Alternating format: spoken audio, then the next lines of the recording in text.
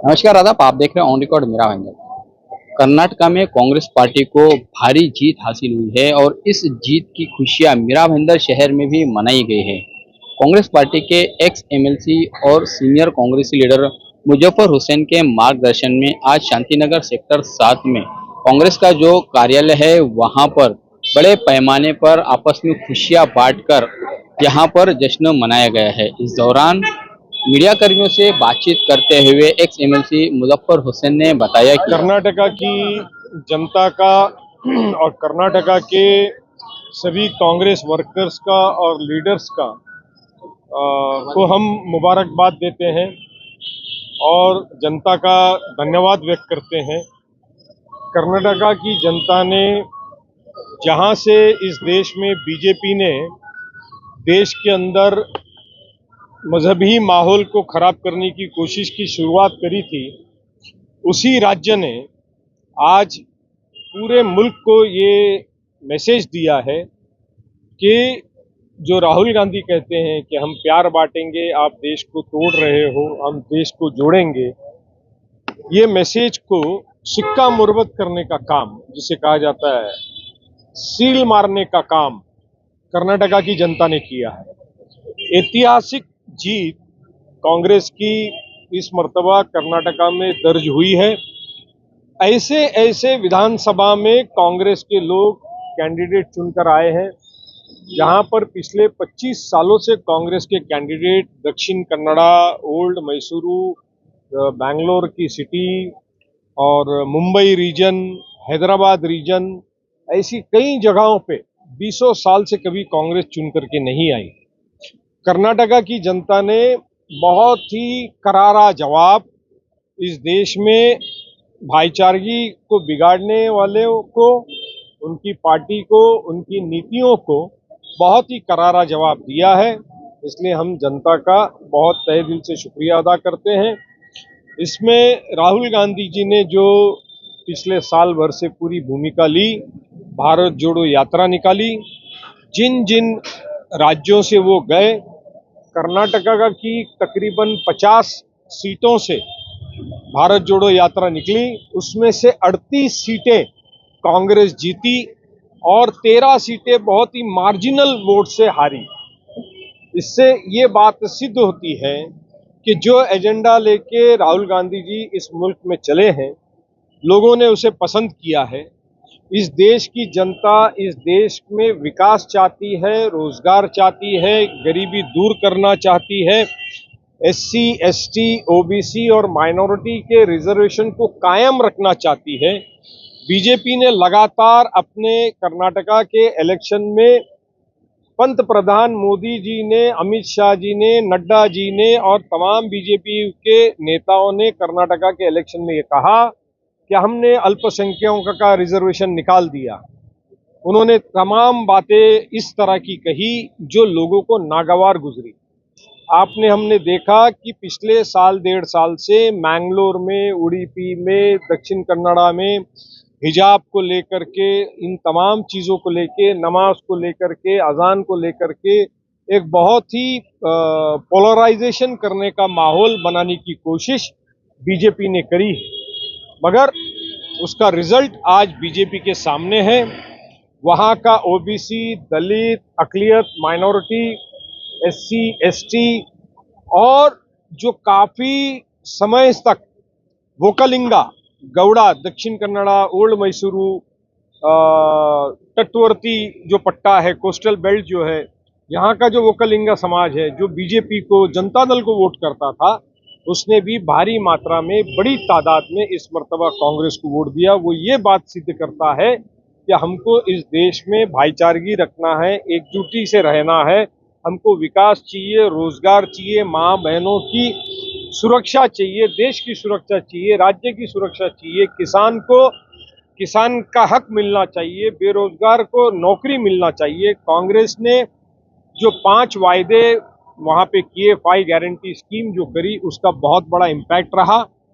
जो 10 किलो अनाज, बेरोजगारों को, ग्रेजुएशन वालों को 3,000 रुपये जब तक नौकरी नहीं मिलती, और अंडर पोस्ट ग्रेजुएट वालों को 1,500 रुपये, औरतों को, महिलाओं को पूरे राज्य में बस में फ्री प्रवास, और 200 यूनिट बिजली फ्री, इसका भी बहुत इन डेप्थ तक के उसका इम्पैक्ट रहा। और उससे भी बड़ी बात, जनता को जो सब में ज़्यादा नागवार गुजरी है, क्योंकि मैं एक कॉन्स्टिट्यूंसी का इंचार्ज था एआईसीसी की तरफ से 58 सिंधनूर, जो हैदराबाद रीजन में आती है, जो हैदराबाद से 400 किलोमीटर और हुबली से 250 किलोमीटर ऐसे बीच का एरिया था, पूरा ग्रामीण एरिया था, 100% ग्रामीण। शहर में सिर्फ एक रास्ता था आधा किलोमीटर का, बस उतना ही शहर था, उसके अलावा पूरा ग्रामीण था। तो हम ग्रामीण में घूमते थे। 269 269 बूथ में से अप्रोक्सीमेटली 162 बूथ में मैं घूमा, गाँव में घूमा। तो गरीब, किसान, दलित, पिछड़ा वर्ग, हर कोई ये कहता था कि हम त्रस्त हो गए हैं जिस तरह से बीजेपी ने कांग्रेस की और जनता दल की सरकार को गिराया, लोगों को खरीद फोक्त किया, और जो वो पूरे मुल्क में सरकारें कर रही है बीजेपी की, हम उससे त्रस्त है।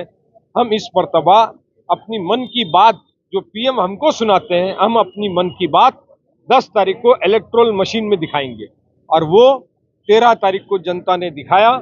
नतीजा आपके हमारे आज सामने है कि कांग्रेस बहुमत से, एब्सोल्यूट मेजॉरिटी से वहां पे सरकार बना रही है। तो क्या इसे देश की राजनीति में बहुत ज्यादा फर्क पड़ेगा, कर्नाटक चुनाव के जो नतीजा है उसको लेकर? कर्नाटका में 28 लोकसभाएं हैं, 28 और आज कर्नाटका में सिर्फ एक लोकसभा कांग्रेस की है। अब आप 136 से 6 को डिवाइड कर लो तो 20 से 22 लोकसभा एब्सोल्यूट मेजॉरिटी आज की तारीख में जो गई है, जो मार्जिन है कर्नाटका में, ऑन एन एवरेज 15,000 से लेके 30,000 का मार्जिन है। 15,000 से लेके 30,000 का मार्जिन है, और साल ही भर बचा हुआ है। तो लोकसभा में इसका बहुत जबरदस्त इम्पैक्ट आएगा। आप देखोगे कि दक्षिण भारत से भारत जोड़ो यात्रा शुरू की गई, राहुल गांधी ने शुरू किया दक्षिण भारत से, ये पूरा माहौल दक्षिण भारत से बदलेगा।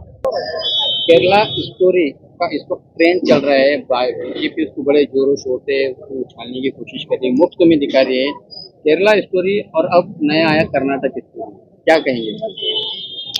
केरला स्टोरी लोग पिक्चर बनावे, हॉलीवुड में भी पिक्चरें बनती है, और बहुत सारी रियल स्टोरीज भी बनती हैं, और बहुत सारी जो होती है वो नॉवेल स्टोरीज भी होती है। चेतन भगत एक बहुत बड़े राइटर हैं, उन्होंने अभी उनकी इमीडिएट एक किताब मुझे याद आती है, हाफ गर्लफ्रेंड। उन्होंने एक रियल बिहार की स्टोरी को कनेक्ट करते हुए बढ़िया किताब लिखी, उसके ऊपर हिंदी पिक्चर भी बनी।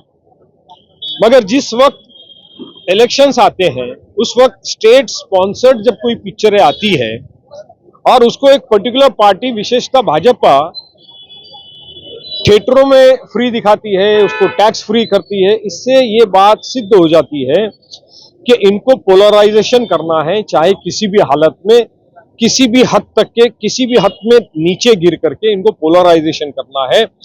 मगर केरला स्टोरी के बाद में कर्नाटका स्टोरी जो आपने कहा, कर्नाटका की स्टोरी ने, कर्नाटका की जनता ने इनको ठुकरा दिया है।